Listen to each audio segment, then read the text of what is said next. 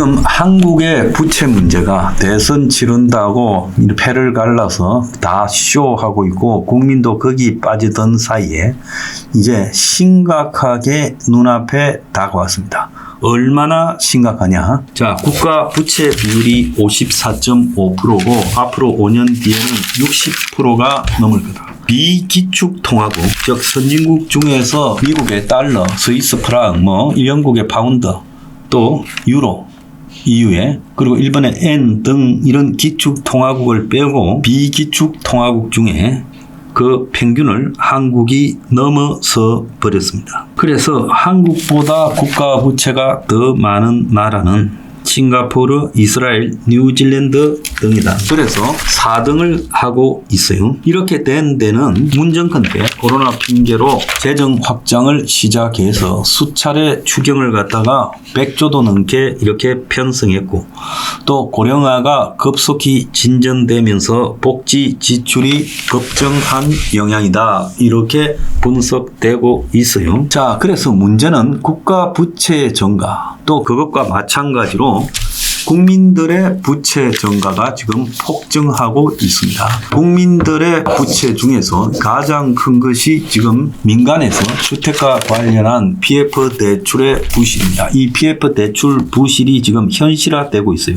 지금까지 PF 대출 문제는 건설사와 시행사에게 주로 집중됐는데 이제 이것이 금융권으로 넘어오기 시작해서 어제 보면 올 들어서 저축은행 8개가 부동산 PF 등으로 등급이 떨어졌다는 거예요. 그래서 지난해 30곳 중에서 17곳이 떨어졌는데 올해도 지금 8곳이 떨어졌고 비수도권에는 PF와 관련된 사업 정리가 거의 불가능하게 돼가고 있다.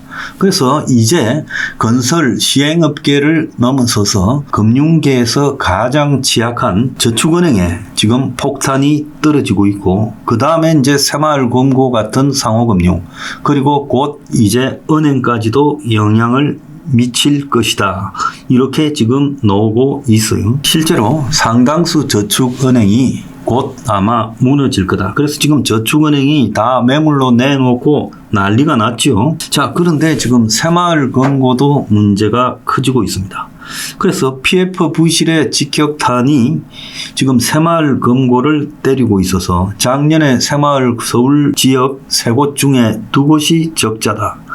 그래서 새마을금고들이 지역금고들이 합병을 통하고 문을 닫는 일이 가시화되고 있다라고 합니다. 자, 그러면서 지금 부동산 PF 정리가 완전히 멈춰서 있어가지고 정부가 이걸 리처 등을 가지고 값싸게 싸들여서 정리를 한다고 하지만 이건 지금 잘 되지 않고 건설사들이 하반기에 다시 빚을 리파이낸싱해서 빌려다가 갚고 또 빚을 내고 해야 되는데 이게 지금 안 되고 있다. 그래서 신규 대출이 셧다운되고 문을 닫아버렸어요. 건설사는 아예 대출을 안 해주고 있고 ABS나 회사채 같은 발행도 안 되고 있다라는 겁니다. ABS라는 것은 유동화 채권을 의미하는 거죠.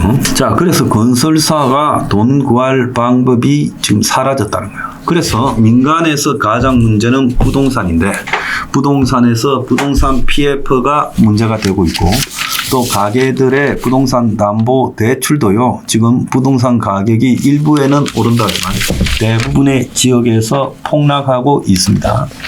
부산 같은 경우에는 가장 잘 나가는 해운대, 서울 강남 집값을 방불케 하는 해운대에서도 부동산 아파트 가격이 폭락해 들어가고 있어요. 자, 그래서 국가는 빚뜸이라서 저성장에 대처할 능력을 상실하고 있어요. 한국의 1분기 성장률이 주요 19개국 중에 꼴찌를 차지했다는 거예요.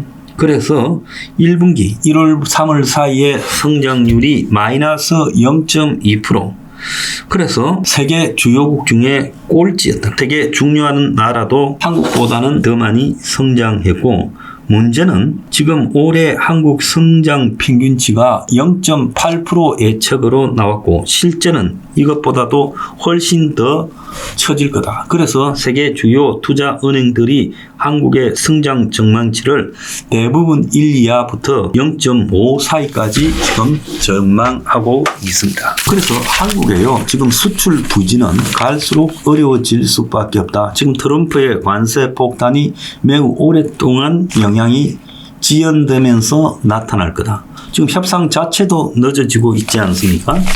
한국도 언제 가야 협상이 마무리될지 모르는 단계고 다른 나라도 그렇습니다. 자, 이 속에서요. 한국의 가계 부채에 대해서 빚으로 지은 집이라는 그런 경제 서적을 집필한 아티프 미안이라는 미국 프린스턴 대학의 경제학과 교수가요.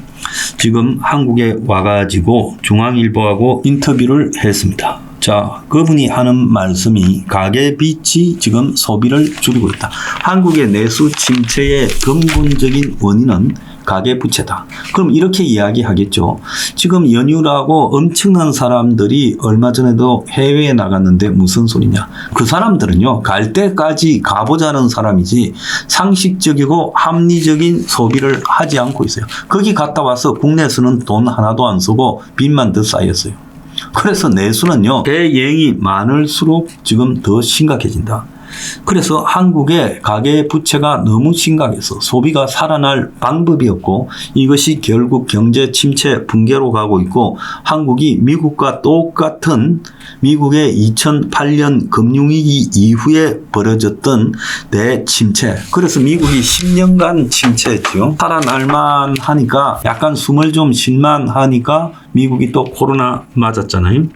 그래서 중국도 지금 겉으로 큰소리 치지 기업 파산이 너무 심각해서 국가 경제가 총체적으로 발목이 잡혀 있다. 그래서 한국 정부가 지금 국가 부채가 심한 속에서 확장 재정, 즉 추경을 편성하고 해서 정부 스스로가 수요를 창출하는 것이 한계에 도달했다. 그래서 이런 문제를 갖다가 해결하기 위한 유일한 방법은 한국의 생활 비용을 줄이는 것이다. 한국에서 주거비 생활비가 너무 높아서 젊은 세대가 결혼과 출산을 미루고 있고 이들이 집을 더 쉽게 살 수 있어야 보육 서비스, 문화 생활 등 다른 분야에 대한 소비가 늘어날 거다. 안 하잖아요. 집을 쉽게 싸게 사면요. 이 사람들이 지출을 늘려요. 이 말고 방법이 없다는 거예요. 그러면서 다른 나라들은 어느 정도 성장을 하면 경제 후생에 직접적인 영향을 미치는 소비를 늘리는데 한국은 이런 소비 대신에 주택 구매 등 자산을 갖다가 축적하려는 경향이 너무 강해서 대안으로 과도한 집값 상승을 억제하는 가장 효과적인 방법은 주택 공급을 늘리는 것이고 그리고 토지세, 보유세 등 주택 관련 세금을 부과하는 것도 향후 집값 상승에 대한 기대를 억제할 수 있는 것이다. 그래서 이 부동산 등에 대한 세금을 가지고 젊은 사람들에게는 소득세 인하를 해서 소비 능력을 높여줘야 된다. 이런 이야기를 하고 있습니다. 그런데요. 원가 주택이 최상의 방법이다. 한국 경제가 성장하는 이 주장을요. 지금 세계적인 경제학 교수가 언급을 했습니다. 작년 최저임금도 못 받았던 근로자가 무려 276만 명이다. 58만 명에서 5배가량이 늘었다. 그러니까 근로자들의 임금이 슬슬 떨어지고 있다. 요즘 남구로역에요. 인력시장에 가면 한때 20만 하던 잡부들 임금이요. 지금 10만 원까지 떨어졌다고 합니다. 나 10만 원만 받을 거니까 제발 일 시키러 데려가서 이런다는 거예요. 그래서 지금 이 최저임금도 법중 주휴수당까지 반영된다면 무려 468만 명이 최저임금 이하다는 거예요. 그래서 이 나라가요. 국가와 부동산 민간 부채 때문에 성장은 아예 불가능하고 곧 이 붕괴에 직면할 수 있다. 주택만이 답이다. 이 이야기를 제가 분명히 여러분한테 말씀드리겠습니다. 그 외에 방법 없다는 걸 분명히 인식해야 되고요.